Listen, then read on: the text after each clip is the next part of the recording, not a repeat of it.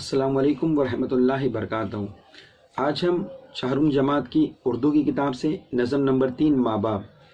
اس کے متعلق معلومات حاصل کریں گے۔ پیش ہے نظم ماں باپ۔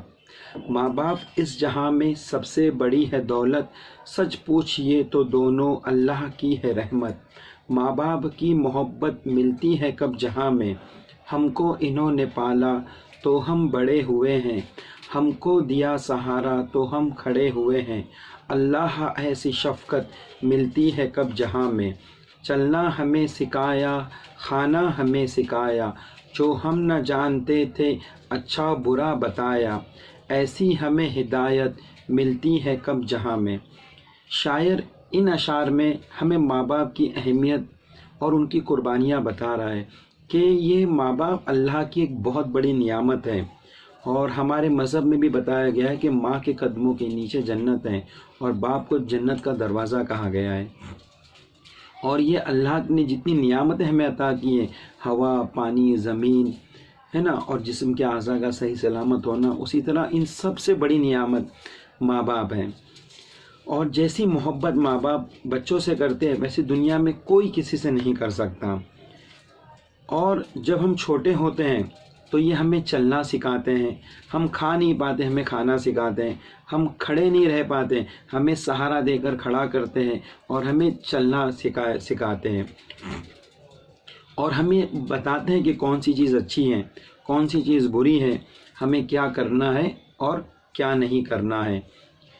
جو کچھ بھی ہم نے پایا سب انہی سے پایا، اچھا ہمیں کھلایا اچھا ہمیں پہنایا، دی جو انہوں نے راحت ملتی ہے کب جہاں میں،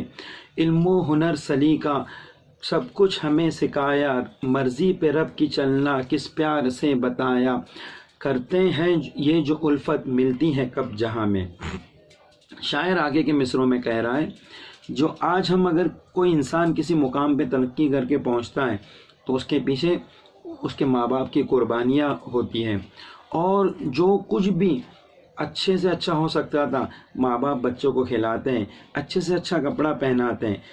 بھلے ہی وہ اپنے لیے پرانا یا سستے میں کا کپڑا پہن لے، لیکن بچوں کے کپڑوں کا ان کی غذا کا بہت اچھے سے خیال رکھتے ہیں۔ جب بچے چھوٹے ہوتے ہیں تو انہیں پتلی چیزیں کھلائی جاتی ہیں تاکہ انہیں کھانے میں آسانی ہو، پھر جب تھوڑے بڑے ہوتے ہیں تو کچھ نرم چیزیں کھلائی جاتی ہیں، اسی طرح اچھے اچھے کپڑے پہنائے جاتے ہیں، اور اس بات کا خیال رکھا جاتا ہے کہ بچوں نے کہیں گیلے کپڑے تو نہ پہنے ہو تاکہ وہ بیمار نہ پڑ جائے۔ علم و ہنر سلیقہ کس پیار سے، علم و ہنر سلیقہ سب کچھ ہمیں سکھایا، یعنی جو ہم علم سیکھتے ہیں جو ہم چیزیں حاصل کرتے ہیں وہ سب ہمارے ماں باپ کی دین ہوتی ہیں، اور جو ہمیں اچھی سے اچھی تعلیم دیتے ہیں، ہمیں اسکول بھیجتے ہیں، ہمیں مدرسے بھیجتے ہیں، ہمیں کتابیں دلاتے ہیں، اور اللہ کے احکامات پر عمل کرنا، کس طرح عمل کرنا ہے وہ سکھاتے ہیں، ہمیں نماز پڑھنا سکھایا جاتا ہے، ہمیں قرآن پڑھنا سکھایا جاتا ہے، اور جس محبت اور پیار سے وہ ساری چیزیں سکھاتے ہیں دنیا میں اس کی کوئی دوسری مثال نہیں ملتی ہے۔ انشاءاللہ اگلے ویڈیو میں اگلے مضمون اور اگلے سبق کے ساتھ پھر آپ کے ساتھ ملاقات ہوں گی۔ جب تک کے لیے خدا حافظ۔